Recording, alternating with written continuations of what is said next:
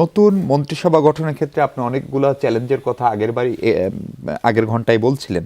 আমি একটু আপনার কাছে একদম সুনির্দিষ্টভাবেই জানতে চাই আব্দুল নূর তুষার, ধরেন কতগুলো মন্ত্রণালয় খুবই কারিগরি, ধরেন বিদ্যুৎ মন্ত্রণালয়, ধরেন পররাষ্ট্র মন্ত্রণালয়, ধরেন অর্থ মন্ত্রণালয়, এবং সরকারের একটা সুযোগও রয়েছে ক্ষমতাসীন দলের, প্রয়োজনে তারা পেশাজীবী অর্থাৎ টেকনোক্র্যাট থেকেও সেটা নিতে পারেন। ফলে আমরা সবসময় দেখছি যে এক সময় জেলা ভিত্তিক মন্ত্রী ছিল, প্রত্যেক জেলার দায়িত্বপ্রাপ্ত একজন মন্ত্রী, বিভাগওয়ারি, এবং এলাকার লোকজনও মনে করে যে খুলনা থেকে একজন মন্ত্রী হলো না তার মানে তারেক রহমান সাহেব বা বিএনপি বোধহয় খুলনাকে দেখতে পাচ্ছে না বা শুধু বগুড়াকে দেখতে পাচ্ছে। ফলে এই চ্যালেঞ্জগুলোকে নির্মমভাবে উতরানো তারেক রহমানের বিএনপির পক্ষে সম্ভব কিনা? কারণ একটা নতুন অভিযাত্রা, ওনার নেতৃত্বেই প্রথম দল এবং সরকার নতুন চলছে। অভিযাত্রা বলে এটাকে নির্মোহভাবে এড়ানোর একটা সুযোগ আছে, কেননা পুরনো নেতা হলে বা পুরনো মন্ত্রিসভা গঠন করার অভিজ্ঞতা থাকলে সেইখানে বহু মানুষের সাথে বহু মানুষের সম্পর্ক তৈরি হয়ে যায়। বা একটা তাকে এখন নেটওয়ার্ক কারো থাকে। কাছে কোনো দায় নাই তার, তিনি নতুন যাত্রা শুরু করছেন, এটা একটা। দ্বিতীয়ত, যেসব জায়গাতে সিনিয়রিটির প্রয়োজন আছে এইসব জায়গাতে আমি মনে করি, বা যেসব জায়গাতে দলের নেতাকর্মীদের সঙ্গে অনেক ইন্টারাকশন হওয়ার সুযোগ আছে, এইসব জায়গাতে অভিজ্ঞ এবং পলিটিশিয়ান। বয়স্ক পলিটিশিয়ান থাকলে ভালো। আর বাংলাদেশের মানুষের একটা সমস্যা আছে, তারা কিন্তু মনে করে যে মন্ত্রী তার এলাকাতে রাস্তাঘাট পুল কালভার্ট বানাবে। মন্ত্রী হওয়ার এটার জন্য দরকার নাই, এটা এমপি পারে, মন্ত্রী হওয়ার কোনো প্রয়োজন নাই। বরং মন্ত্রী থাকলে এইসব কাজ ব্যাহত হয়। এলাকার পুলিশ আইন শৃঙ্খলা রক্ষা না করে মন্ত্রীকে প্রোটোকল দিতে প্রোটোকল থাকে। দিতে দিতে। হ্যাঁ, এলাকার সরকারি কর্মকর্তারা মন্ত্রী গেলে সার সার করতে থাকে। তো এটার কোনো প্রয়োজনীয়তা নাই, বরং মন্ত্রী না থাকলে বরং ভালো কোনো এলাকাতে, আমার কাছে মনে হয়।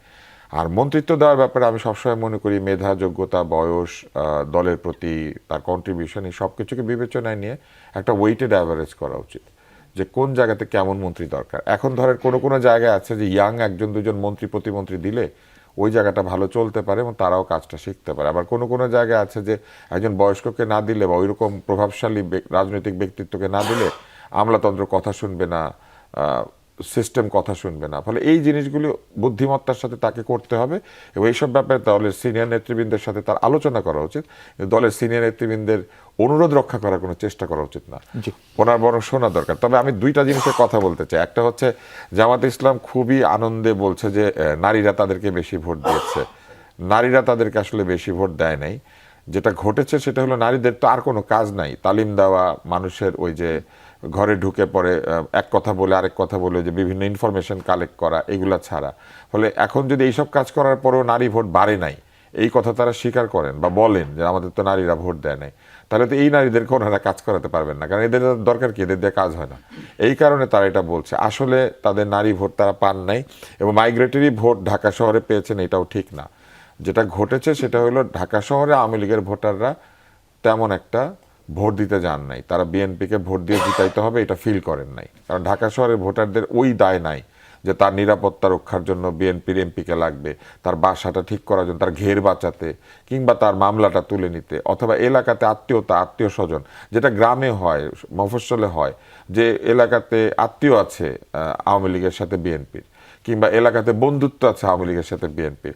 মফস্বল থেকে তো সব লোক শহরে চলে আসে না। ঢাকা শহর একটা বিচ্ছিন্নতার এলাকা, এখানে সারা বাংলাদেশ থেকে লোক আসে, একজনের সাথে আরেকজনের রিলেশনশিপ থাকে না। আপনি যদি ঢাকার বাইরে থেকে এসে থাকেন, আপনার স্কুলের বন্ধু কয়জন ঢাকা শহরে আছে, কিন্তু আপনার ওই শহরে কিন্তু আপনার স্কুলের বন্ধুরা আছে।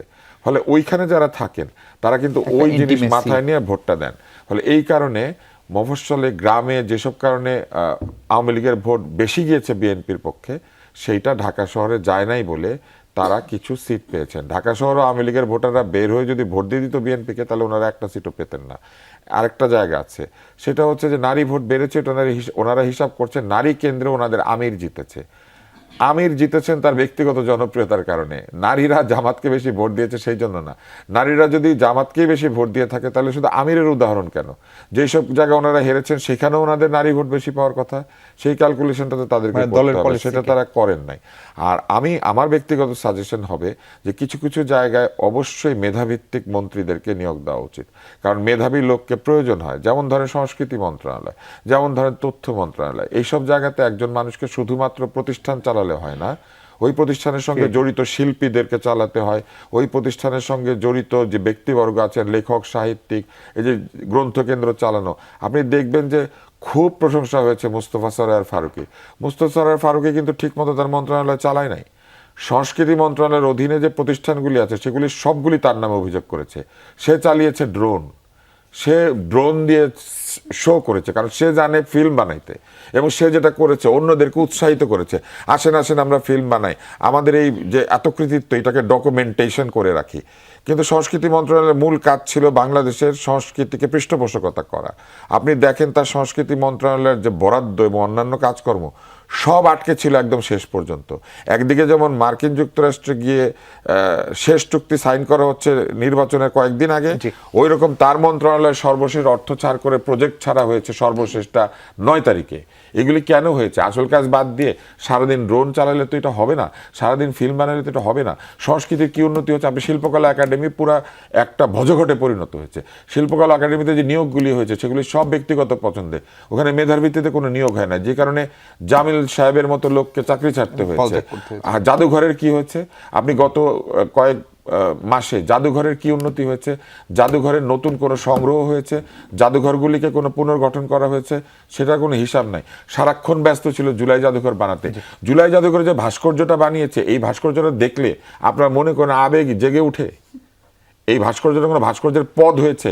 21 পদক যে সর্বশেষ দেওয়া হয়েছে সেখানেও তো স্বজনপ্রীতি এবং তোষণনীতি করা হয়েছে।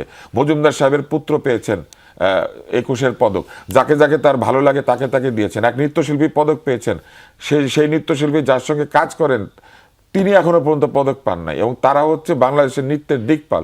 বাংলাদেশের নৃত্যের দিকপালদের বাদ দিয়ে মনে যে লইছে পুরস্কার দিয়ে দিয়েছে। এই কাজগুলি করেছে না।